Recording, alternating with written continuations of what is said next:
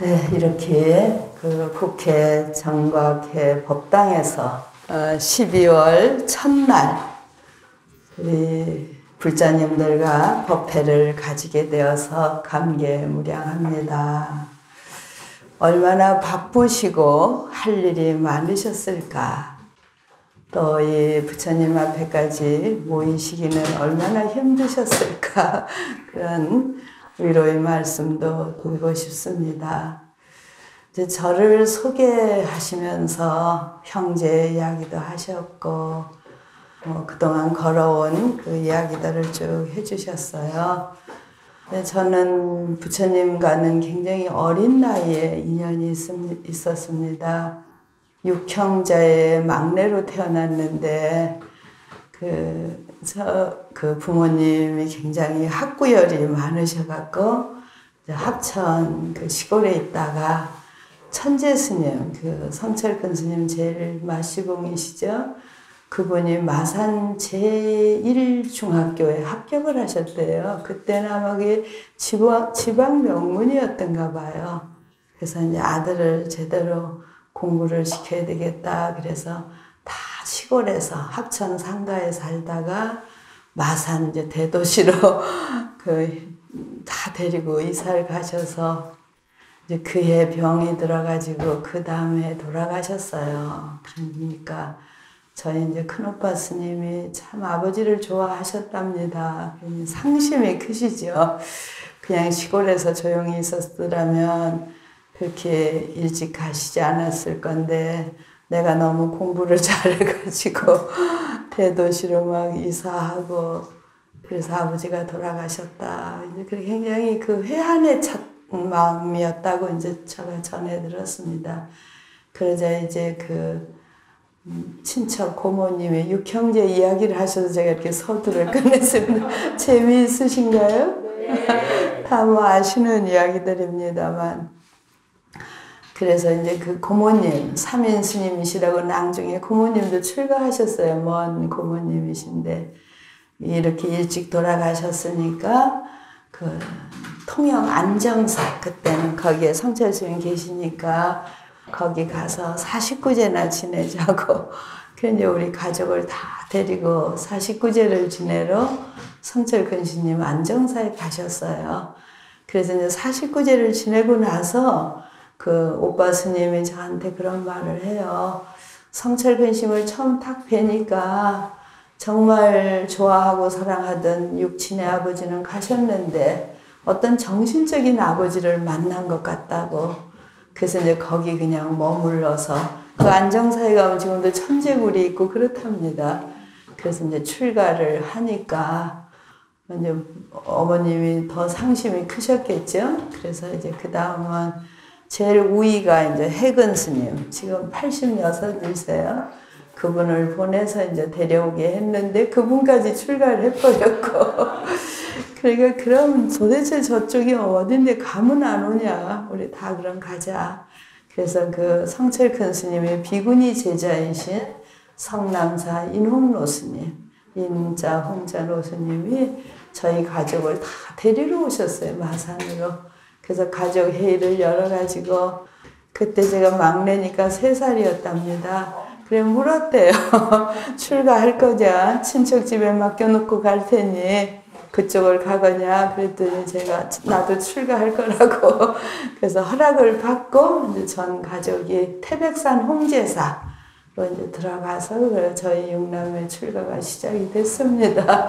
그거 참 오래된 자료인데 그걸 찾으셨네요. 그리고 저는 이렇게 도전하는 그랬습니다. 그래서 절에 이제 잘 인천 부영암에 있다가 또 운문사에 가서 그때는 묘엄 스님이 수원에 계시기 전에 운문사에 계셨어요. 저는 수원 복령사 그 묘엄 스님의 그 전강 제자입니다. 이 전강 제자라고 하면은 지금은 박사학위지만 옛날에는 그 스님들이 배우시는 일대시교라 그럽니다. 일대시교를 다 통달을 하면 스승과 스승이 전하는 것을 전강제도예요. 그래서 이제 일본에서 박사학위를 받고 나와서 한 20년 뒤에 묘엄 스승님으로부터 전통 방식의 그런 그 교학을 인정받는 전강을 받았습니다. 그래서 이제 그 현대 학문과 전통 학문을 같이 어우른 사람이다. 이제 이런 말도 듣고 있습니다. 어쨌든 그렇게 해서 저는 또 다 이제 아시는 자료지만 동국대학교 철학과를 나왔어요. 그래서 이제 서양 철학을 전공을 했습니다. 서양 철학을 전공할 때는 저는 이제 일찍 사찰에 들어가 있었으니까 사회는 어떻게 돌아가나가 궁금하고 배우고 싶었어요. 그랬더니 그때 인천 부영암에 계시던 저희 은사 스님께서 사회를 그러면 경험하고 오라. 그래서 딱 허락을 해주셨어요. 그래서 이제 대학교를 사회를 경험하는 그런 제가자로서 정말 많은 것을 배워서 제가 이제 지금 이렇게 다시 출가해가지고 우리 불자님들을 뵈면은 승려로서의 우리 불자님을 바라뵙는 게 아니라 다시 나도 제가자의 입장에서 그 부처님을 바라보고 또 불교를 바라보고 그렇게 살고 있습니다. 그래서 우리 이원욱 회장님이나 우리 수석 뭐 여기 계신 분들이 이 시대의 불자로서 살아가시기 위해서 얼마나 많은 고뇌를 하고 계실까. 또 오늘은 이렇게 특별히 의자를 놔봤다고 그러셔요. 저는 뭐 한 20년 전부터 그 자선실은 별도로 있고 이런 강당이 있어야 된다. 젊은이들이 와가지고 어떤 거사님이 수련회 갔다가 참선 몇 시간 하고 나니까 다신 절에 갈 용기가 안 나더라. 이 말씀을 20년 전에 들었어요. 그래서 참 바꿔야 되겠다. 환경을 먼저 바뀌어야 되겠다는 것은 일찍이 생각하고 있었는데 그 불교의 전통과 현대 그 변화를 같이 아우르는 것이 그렇게 쉽지가 않았어요. 그렇지만 다행히 저희 그 비구니 해관 법룡사에는 반 정도는 의자를 놨습니다. 그래서 이제 오셔서 좀 편안하게. 그래서 오늘 이렇게 의자에 앉아 계시니까 뵙기가 참 좋아요. 아주 좋습니다. 그리고 제가 정가원까지 올 그런 뭐 많은 걸 갖추진 않았는데 우리 이원욱 회장님께서 다른 일로 오셨다가 저를 잡아서 여기까지 데리고 제가 좀 잘못 걸려가지고 정식으로 법을 청하러 오시지 않았는데 그래도 제가 마음에 들으셨나 보죠. 그래서 오늘 감사하게 생각하고 그 거룩한 정각회에 가서 무슨 말씀을 해드리나 그렇게 생각을 하고 왔습니다. 또 얼마나 많은 스님들이 다녀가셨을까 그런 생각도 하고요. 근데 또 한 2주 전인가요? 막 돌아다니는데 주제가 뭔지 말하라 한다고 그러셔요.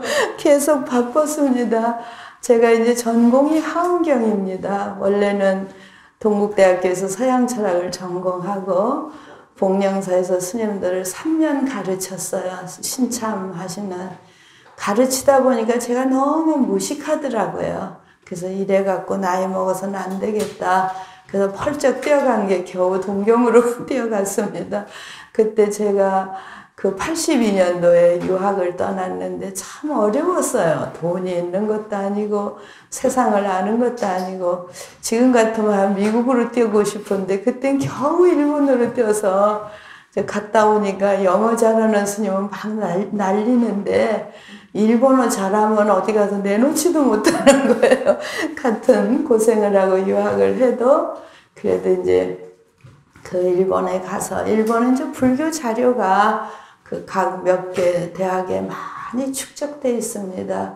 그래서 돌아가신 그 동국대학교 고익진 교수님께서도 제가 있던 그 고마자에 오셔서 지금 한국불교 전설을 그때 자료를 편찬하실 때 오셔서 이제 조선조의 자료를 거기서 막 모으셨어요. 그럴 때 제가 한 10하루 정도 그 고익진 교수님을 모시고 통역을 해가면서 이제 그 자료를 준비해 드렸고, 그래, 본각심 오면 내가 동대 취직을 시킬 때니 저기 걱정하지 말고 오라고 오기 전에 돌아가 버리셨어요. 그래서 참 세상이 무상하다. 그리고 일체 모든 것은 인연으로. 그래서 이제 저희 중앙승가대학에서 26년간을 스님을 이제 가르치고 지금은 이렇게 여기까지 왔습니다. 그래서 이제 승가대학에 있어서 좋은 거는 비구비구니 스님들이 공부를 하시거든요. 지금은 이제 출가자가 부족해서 인원이 학생 수가 줄었습니다만 제가 있을 때가 전성기였던 것 같아요. 그래서 지금 어딜 가면 전국의 비구 스님이 사부라고 이렇게 해주시기도 하고 그래서 승가대학에서 우리 스님들과 함께 공부한 것도 참 좋은 인연이었다 이런 생각이 듭니다. 무엇을 전공을 해야 될까 이렇게 고민을 했어요. 그래서 이제 그때 제가 하엄경을 선택한 이유가 딱 두 가지입니다. 하나는 하엄경은 80권이에요. 뭐 엄청난 양입니다. 그래서 일생을 목숨을 걸고 경전을 보려면은 금강경 갖고는 안 될 것 같아요. 하룻밤 읽으면 끝나고 또 묘법연화경도 한 뭐 일주일 읽으면 끝날 것 같습니다. 그래서 일생을 읽어도 또 나오고 나오는 하엄경으로 결정하자. 그래서 이제 아주 단순한 그런 생각으로 하엄경을 결정했고, 그 다음부터는 이제 하엄경 39품을 공부를 하는데, 품마다 다 다양해요. 그 가르침이. 정말 온갖, 그래서 하엄경을 그 산스크리트어로 아바탐사카 슈트라라고 그러거든요. 그래서 아바탐사카가 온갖 꽃, 그리고 거기에 비해서 우리가 법화경, 묘법연화경은 사따르마 푼다리카라고 그럽니다. 그래서 사따르마를 사뜨는 정, 바를 정자, 다르만 법이거든요. 그래서 정말 올곧은 하나의 진리, 그걸 푼다리카는 백년꽃이에요. 그러니까 연꽃 중에서도 청년하는 뭐 몇천 년에 한 번 나타나는 꽃이고 그 다음에 고귀한 꽃이 백년 하거든요. 그래서 항상 법화경과 하엄경을 이렇게 대비하면은 법화경은 싹다르마 푼다리카를 정말 고귀한, 그래서 법화경의 뜻은 일불성, 삼성, 해삼승, 기일승 그럽니다. 성문, 영각, 보살 모든 잡다한 중생을 다 하나로 모아서 그것을 잘 회통해서 푼다리카 아주 고귀한 연꽃을 하나 피우려고 하는 거. 그래서 그걸 일불승이라고 그래요.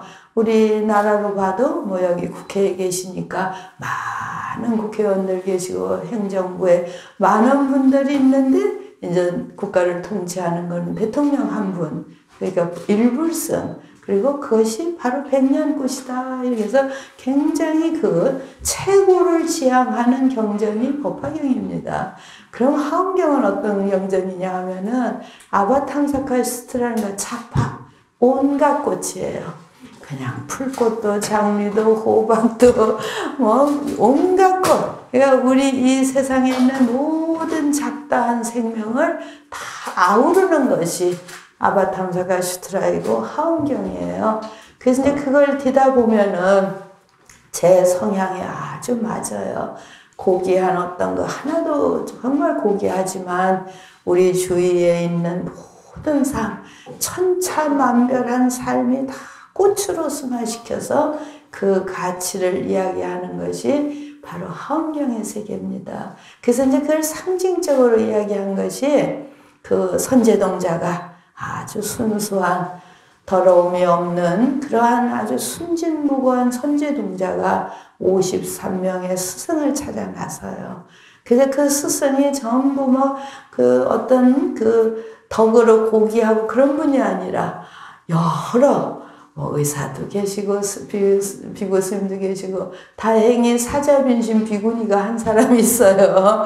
그 53 선지식에 비구니가 빠졌더라면 어떡할 뻔했나 제가 항상 걱정하는데 사자빈신 비구니가 한 분이 들어있는데 꽤 괜찮으셔요. 아주 위도 당당하시고, 그리고 여인이 있고 유녀, 정말 남자분들을 맞이해서 그런 즐거움을 드리는 그런 유녀도 있고, 또 불교하고는 정반대인 바라문도 있고 외도도 있고, 그래서 천차만별한 그 분야의 경험과 모든 것을 쌓은 그러한 다양한 스승을 찾아가는 것. 근데 그 선지식 앞뒤에 문수보살님이 계셔요. 그래서 문수보살님이 떠나라, 길을 떠나라 이렇게 그러니까 불교에서 그 지혜라고 하는 건 항상 깨어 있음이 굉장히 중요한 것이죠. 그래서 우리는 지금 우리가 사는 데가 참 혼탁하다. 또 정치권에 계시는 분들은 더 어지러우실 것 같아요. 요즘 이렇게 뉴스나 또 이제 유튜브가 요즘 많이 나오니까 그 유튜브는 보다 보면 그쪽으로 자꾸 나오잖아요. 그쪽으로 자꾸 보다 보면 현기증이 날 것 같은. 그래서 정말 정각회에 계시는 모든 분들이 아마 현기증이 나실 정도로 지금 그런 시기를 살아가고 계실 것이다. 이제 그런 생각도 문득문득 한데, 그 모든 그 어지러움을 다 제자리에 바로 놓을 수 있는 건 우리의 깨어있음, 지혜다. 그래서 부처님 굉장히 지혜를 강조하셔요. 그래서 문수보살이 그 지혜의 힘을 가지고 스승을 쫓아서 길을 떠나라. 그래서 그 마지막에 가서 또 문수를 두 번째 만납니다. 미륵보살을 세 번 마지막에 52번째로 미륵을 만나요. 미륵을 만나니까 미륵보살은 굉장히 멋쟁입니다. 근데 이제 하원경에 가면은 미륵보살이 누각이 있습니다. 누각이 요즘 말로 하면은 빌딩이겠죠. 그래서 밖에 갔다 돌아오면서 다 그 선제동자를 만나고, 그리고 그 일탄지경에 딱 손가락으로 탁 이것도 요즘 센서로 여는 거하고 같은 느낌이 들어요. 딱 열고 들어가니까 거기에 화장장엄 세계의 모든 공덕이 그 안에 다 축적되어 있는 이제 그런 걸 보면서 그 미륵보살이 다시 문수를 만나야 된다 그러거든요. 그러니까 다시 한번 우리가 흐트러진 자세를 다시 한번 지혜로서 바로 잡아야 된다. 그럴 때 문수동자가 혹시 나는 이제 다 만나고 이렇게 많이 멀리 떠나왔는데 어떻게 또 문수를 만나러 가? 그랬다면 아마 그 53 선지식의 그 하엄의 전체는 이루어지지 못했을 것이다. 근데 선제동자는 다시 시작하겠습니다. 그래서 다시 문수를 만나려고 하는 마음을 딱 갖습니다. 갖는 순간에 지혜의 문수가 선제가 다가가는 것이 아니라 문수가 선제 쪽으로 팔을 뻗어서 그 마정수기를 하는 그런 이제 광경이 펼쳐집니다. 그래서 정말 이 세상에 가장 지극한 것을 얻기 위해서는 모든 정성과 노력과 그리고 놓치지 않는 끈기라고 할까요? 한번 이 일을 해야 되겠다 하면은 놓치지 않는 선제동자와 같은 그런 아주 지혜를 이제 다시 문수로 통해서 완성을 하고, 그리고 이제 마지막에 만나는 분이 보현보살이거든요. 그래 보현보살은 자비의 상징이셔요. 보현행원이라고 하는 것은 누가 무엇을 해달라고 원하면 다 해주라는 게 그의 자비예요. 그래서 우리는 몸을 사립니다. 저걸 하면 좀 도움이 될까, 이익일까 계산을 하는데 보현의 행원은 계산이 없어요. 요청하면 바로 해주는, 이걸 하엄경에서는 불청지우라고 합니다. 해달라고 청하지 않아도 미리 그 친구를 보면 알잖아요. 저 친구가 지금 돈이 없구나, 뭐 때문에 괴롭구나, 그러면 미리 해주라는 거예요. 그게 이제 불청지우라고 하는데, 그건 바로 보현의 자비행으로 굉장히 깊은 그러한 자비심이 아니면은 이루어질 수 없겠죠. 그래서 선제동자를 가운데 놓고, 그리고 지혜로 시작해서 자비로 완결 짓는 거. 그래서 이제 저는 이미 그 자비가 완성되었을 때, 보현을 만났을 때, 문수노님이 자치를 감춰요. 자치를 감추고, 선제와 보현하고도 서로 어우러져서, 보현과 선제가 나눠지지 않고, 그 중심에 비로자나불이 계시죠. 그래서 비로자나도 또 나누어지지 않아요. 그래서 그 하엄 삼성 세 분의 문수보현 비로자나 하엄 삼성이 거기다 선제까지 다 하나로 어우러져서 차별이 없는 그러한 경지를 아바탐사카 하엄의 세계라고 합니다. 그럼 이러한 경전의 이야기를 이제 우리가 이 현대사회에 갖고 나와서 다시 이제 살펴봐야 되겠죠. 그래서 그 차별 없이 그런 면에서 저는 하엄을 좋아하고 지금도 좋아합니다. 언제 들춰도 새롭게 읽을 거리가 있는 거, 그리고 어떤 고귀한 하나를 지향한 것이 아니라 우리 눈앞에 펼쳐진 천차만별한 모든 생명 그 삶을 다 꽃으로서 승화시키고 자비로서 어루만지려고 하는 그 하엄의 세계는 너무나 좋다. 그럼 그것을 우리가 이 현대사회, 우리가 사는 사회에 갖고 와서 우리는 무엇을 어떻게 실천해야 될 것인가. 그리고 이제 공부를 하고 있는데 정각해 주제를 달라고 그러시는 거예요. 그래서 왔다 갔다 하다가 저는 그 하엄경을 참 많이 읽었습니다. 읽다 보니까 환희라고 하는 단어가 십행품에도 첫 번이 환희행이고 두 번째 그 십지에 가서도 환희지예요. 그래서 이제 보살수행, 이 보살이라고 하는 것은 한국 불교는 아주 독특합니다. 여성 불자만 보살이라고 호칭을 해요. 그런데 사실 경전에서는 보살은 남녀에 관계없이 누가 보살이냐 하면은 서원심을 일으킨 사람. 내가 남을 위해서 이걸 해야 되겠다. 그리고 한번 마음을 가졌으면은 놓지 않는 거예요. 그리고 그 서원심 중에 첫 번째가 발보리심이세요. 그냥 우리가 일상적인 가치로 살다가 부처님 돼야 되겠다. 그게 보리심을 바라시. 나 부처님 돼야 되겠다. 이대로 그냥 끝나면 안 되지 않는가. 그게 발보리. 초심. 그리고 마지막은 뭐예요? 일체 중생하고 다 같이 부처님이 되어야 되겠다. 이게 구경심이라고 합니다. 초심, 초발심과 구경심. 나 혼자 부처님이 돼야 되겠다고 마음을 일으키기도 쉽지 않은 그 마음을 일으키는 게 초발심이라면, 그리고 그 길을 가다 보니까 나만 돼갖고는 아무 의미가 없구나.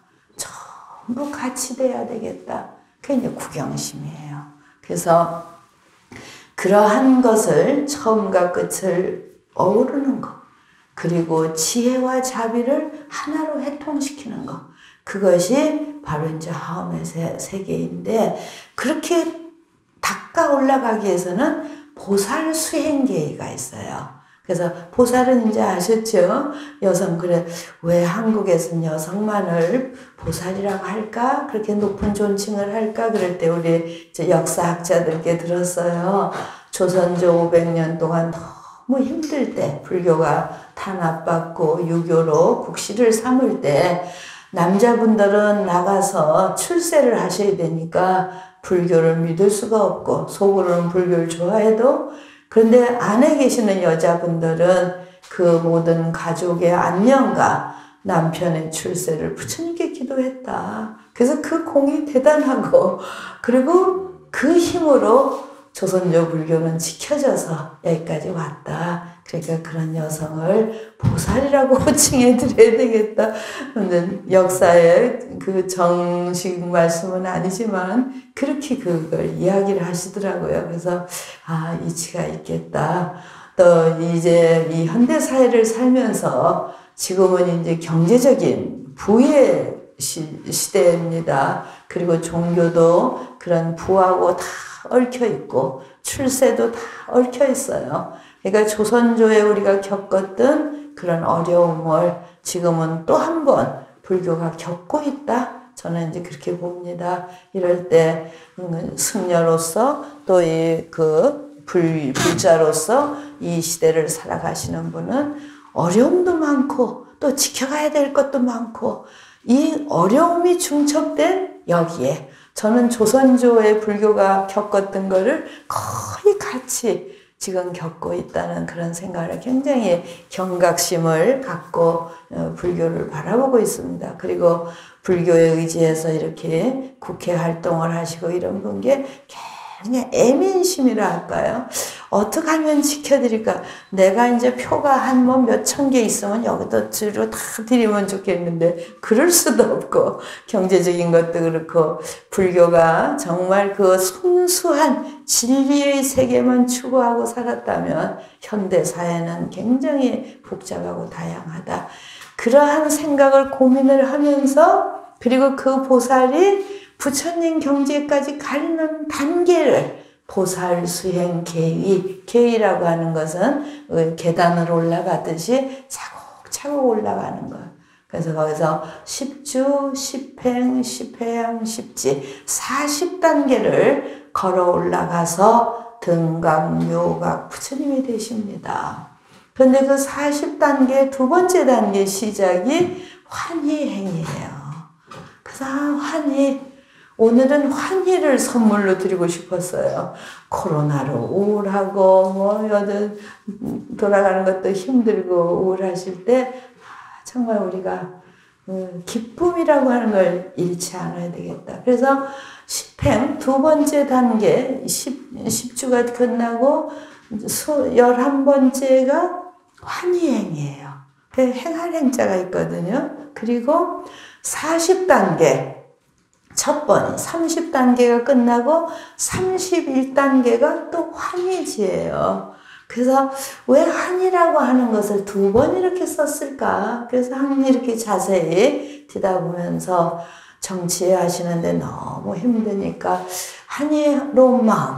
또 이제 오늘은 그 코로나로 법회를 잘 못하시다가 또 12월 지금 첫날 하시고 이러니까는 뭔가를 위로해드리고 싶고 그 기쁨을 드리고 싶은 마음이 제가 참 많았어요. 그래서 이제 한이행을 뭐 긴 말씀을 드릴 수는 없고 한 공부하고 싶으시면 언제든지 찾아오셔서 공부하시고 오늘은 정말 제가 아주 그 넓은 하음의 세계 하음이라고 하는 것이 그런 온갖 꽃이다. 거기서 그 일반 중생에서 보살의 단계를 거치고 부처님 되기까지 40단계를 걸어 올라가는데 두 번 환희를 실천하고 환희의 경지에서 환희행, 환희지가 굉장히 중요하다고 저는 생각을 해서 이제 오늘 그 주제를 던져드렸어요. 던져드리고 제가 이렇게 보니까 그래서 환희행에 보면은 무슨 말씀이 있느냐 하면은요. 아주 단편적으로 오늘은 말씀드릴 수가 밖에 없는데 환희행은 몸소 실천하는 거예요. 그 행하셔야 되거든요. 내가 우울하게 앉아있으면서 남 기쁘게 하려면 절대 안 돼요. 그리고 내가 행복하지 않은 사람이 남을 행복하게 해줄 수는 정말 없는 거예요. 그래서 불교는 정말 내가 행복해야 돼요. 그래서 뭐 조건이 다 맞아서 뭐 돈도 있어야 되고 뜻도 이뤄야 되고 그런 모든 소원도 이래서 기쁨이 있는 것은 그건 너무나 당연한 환희예요. 그래서 지금 환희행이라고 하는 건 아주 반대 방향에서 우리가 생각을 해야 돼요. 그건 무엇이냐 하면은 무엇을 내가 매 순간 실천하면 기쁨이 일어날 수 있을까? 우리가 지금 전혀 행복하지 않은데 무엇을 내가 시작하면 행복해질 수 있을까? 요게 이제 불교의 시발점, 불자가 갖는. 그래서 경전을 이렇게 보면은 첫 번째가 내가 갖고 있던 걸 남에게 나누어 줘라. 네, 아까워하지 말고 나누어 줘라. 그게 한이 행에 그게 실천하는 거예요. 우리가 참 나누라 하지만 내 거 다 챙겨놓고 나누지 내 거 챙기지 않고 나누면 좀 또 저기 비판도 받습니다. 가족들은 다 굶어 죽는데 풍풍 하고 다니면 그것도 안 되죠. 굉장히 어려워요. 내 경전은 기쁨을 우리가 만들어내기 위해서 1차로 나누어줘라. 두 번째가 뭐냐 하면은 재불 본소 수행. 재불 본소 수행에는 경전에는 유구한, 저는 이제 하엄경을 하다가 이 천문학에 그렇게 관심이 있어서 그전엔 책 많이 읽었고 우리 과학 그 수석님 방에 아까 가서 또 천문학 이렇게 천체 망원경 같은 것에서 굉장히 반가웠어요. 그래서 하엄의 세계는 중중무진으로 펼쳐지고 있거든요. 그 전에 박강서 교수님이 그 물리학으로 서강대에 계셨는데 제가 이렇게 과학이 자꾸 발전될 때 불교는 무엇을 준비해야 될까요? 그랬더니 박강서 교수님이 불교는 준비할 거 없어요. 그냥 기둥에 서가지고 싱긋이 웃고 있으면 됩니다. 그 박강서 교수님을 요번 국제박람회에서 오랜만에 뵀어요. 너무 반가웠는데 그냥 기둥에 서갖고 빙긋이 웃으면서 그거 어느 경전에 있잖아. 어디 있잖아. 이 말만 하면 된다고 그러셔요. 그래서 그렇구나. 그래서 이제 요즘은 불교와 과학이 저희 철학과 교수님이셨던 이제 김영정 교수님이 그 불교와 과학이라는 책을 또 1차로 쓰셨고 불교 속의 과학 속의 불교를 접근시키려고 이제 많이 애를 쓰신 그런 학자들이 뭐 양자역학 이런 것도 그 김영정 교수님이 책을 쓰시고 그러셨습니다. 그래서 첫째는 환희를 실천하는 것이 아낌없이 먼저 주는 걸 실천하고 두 번째 환희를 실천한 것이 모든 부처님 유구한 정말 천체 뭐 그냥 그 망망한 그 많은 부처님 재불이라고 그러죠. 그 부처님이 그 과거의 부처님이 무엇을 하셨을까를 살펴라. 엄념하고 살피고 기억하고 그건 뭐냐 하면은요. 행복을 추구하기 위해서는 나도 행복을 만들어 가야 되지만 행복한 사람들 있잖아요. 저 사람은 어떻게 해서 행복했지? 어떻게 해서 환희를 만들기 위해서는 그 옛날 부처님이 뭘 하셨지를 살펴보라는 거예요. 그래서 재불 본소 수행이에요. 그리고 살펴본 대로 내가 따라하면은 행복해진다.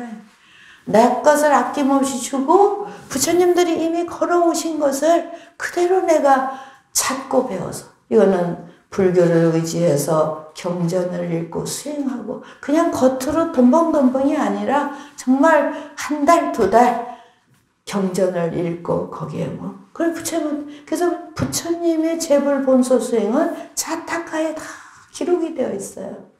자신을 위한 삶은 요만큼도 다 생명을 존중하는 거예요. 이제 그래서 그 십행품에 기쁨을 우리가 잃지 않기 위해서는 내 것을 아끼지 않는 것. 그리고 그 과거의 모든 부처님이 무엇을 하셨는가를 공부하고 살펴서 실천해요. 그래서 이제 31단계 보살수행가가 환희지예요. 환희지에 가면은 또 그래서 환희행이나 환희지는 10바람일 중에 보시바람일을 완성하라. 그러니까 환희행에서 보시바람일을 시작했다면 환희지에서 보시바람일을 완성하셔야 되는 거예요. 그래서 요즘 나눠야 되고 뭐 여러 그 재불의 본소 수행 중에 한 가지 말씀드리면 이제 저희 비구니에서 뭐 푸르니 청정도랑 환경운동을 지금 열심히 하고 있는데 부처님을 서가모니 한 분만 딱 봐도 그분이 어떻게 사셨냐면 하루에 한 대 잡수거든요. 그런 누더기 입으셨고 맨발로 걸어 다니셨어요. 근데 그러면 우리 이 시대에 우리가 살면서 굉장히 검소하게 살아야 되겠구나.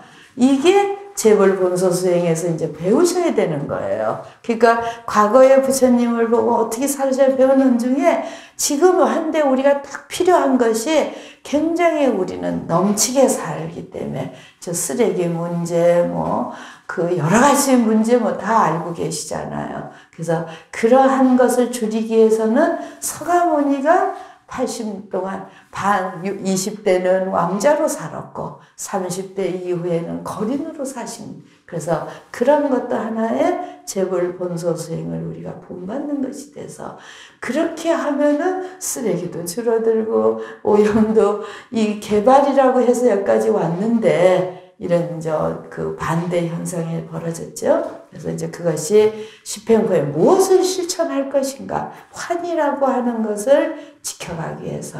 그 다음에 31단계 환희지에 오면은요 또 베풀으라고 그래요. 심지어 뭐까지 베푸냐 하면은 나의 육체까지 다, 나의 소유는 물론이지만, 그래서 이제 저희 기독교에는 장기기증 운동이 있고 저희는 이제 생명나눔 실천본부가 있어요. 그래서 그 생명나눔 실천본부에 이제 지금은 일면심에 하시는데 저는 초기 멤버로 했고, 이제 하엄경의 집회양품에는 완전히 내 몸 육체를 다 버려서 나누라. 그러니까 기쁨을, 우리가 나의 기쁨과 모두의 기쁨을 공유하기 위해서는 내가 가진 것을 남에게 베풀지 않고는 그건 되지 않는다. 그게 이제 기본 메시지로 전해지고, 그리고 이제 십지품에 와서는 나의 내면의 세계를 다듬는 문구가 나와 있어요.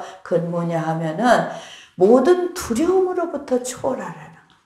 두려움에 얽매 있으면 기쁘고 한이로울 수가 없거든요. 그래서 두려움 중에 어떻게 살아갈까? 두 번째는 누가 나를 어떻게 평가할까? 그게 악명회예요. 나 언제쯤 죽을까? 언제쯤 죽을까도 한번 생각해 보세요. 그리고 죽고 나서는 어디 지옥 가는 거 아니야? 절 보고도 지옥 간다고 막 그러시더라고요. 그리고 5번째가 대중미덕이에요. 여기 이렇게 다 계시면 아마 저는 잘 모르지만 더 높은 분도 계시고 낮은 분도 계시고 그럴 거예요. 그러면은 제일 낮은 분이 들어와서 저런 높은 국회의원이 계시니까 날 별 볼품없는, 난 왜 이렇지, 국회의원도 못 되고 막 이러면은 대중위덕, 여기 모여있는 위덕에 눌려버리는 거예요. 두려움이 되는데, 대중위덕에는 뭐냐 하면 그 두려움 없애라. 그러면은 딱 여기서 현실적으로 높은 분도 계시고 국회의원도 계시고 대통령 다 계시지만 나의 내면의 세계로 보면 불교는 모두가 부처님의 성품을 다룰 사람, 모두가 부처님, 그게 이제 불교의 진정한 평등이에요. 열애장 사상이거든요. 부처님의 내면에 갖춰져 있는 사람들, 그러니까 높고 낮음이 없는 거예요. 그래서 어떠한 높은 분과 같이 있더라도 그런 현실적으로 존중하고 우리가 그 자리를 인정해 드리지만, 우리의 그 평등한 나의 내면 세계에서는 나도 열애장을 갖추고 있고 불성을 갖고 있고 조금도 모자람이 없다 하는 걸로 그 두려움을 없애라. 그리고 항상 우리가 남에게 베푸고 모든 것을 손상시키지 않는데 뭘 평가를 두려워하느냐.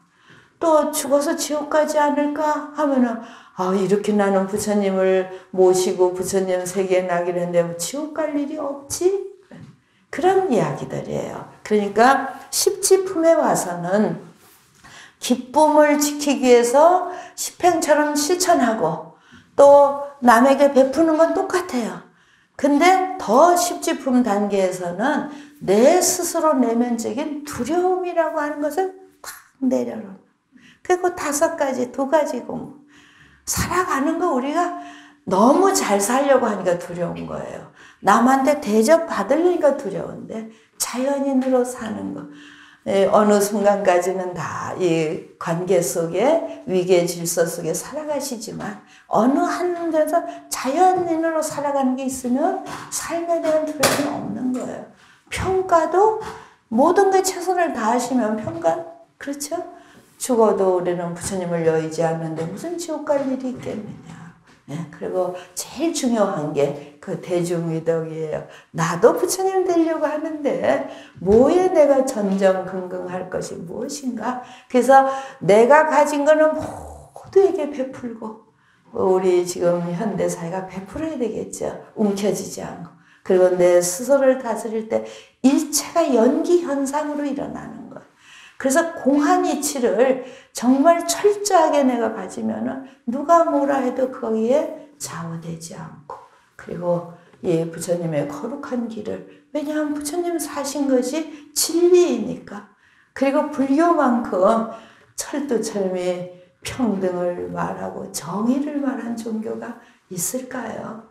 그 정의라, 중도라는 게 바로 정의거든. 참 바르게 살아가자. 거기에 지금 여기 계신 분들이 다 고민하시잖아요. 좀 덜 바르게 살고 싶고 덜 좀 남주고 싶은데 부처님은 자꾸 나의 몸까지도 버리라. 그래서 저희가 이런 고민이 있습니다.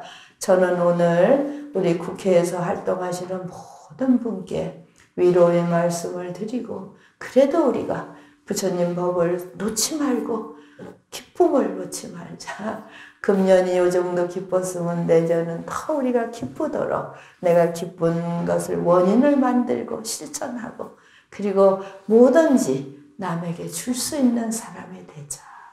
그래서 세 가지, 물질을 주시고 진리를 주시고, 무에는 뭐 두려움 감정을 주지 않는 것. 누가 오는데 눈 흑히면 까칠해지잖아요. 누구든지 안아주시는, 그래서 감정으로 그걸 제시 법시 무예시, 지금 두려움이 없어지면 다 기뻐지는 거예요. 그러니까 금년 새해는 올해도 우리 행복하고 내년에는 무예시, 나도 두려움이 없고 다른 사람도 두렵지 않게 해서 항상 기쁨, 환희지 경지에서 또 우리 생활하도록 기쁨을 드리러 왔는데 기쁘신가요? 네. 기뻐 주십시오. 감사합니다.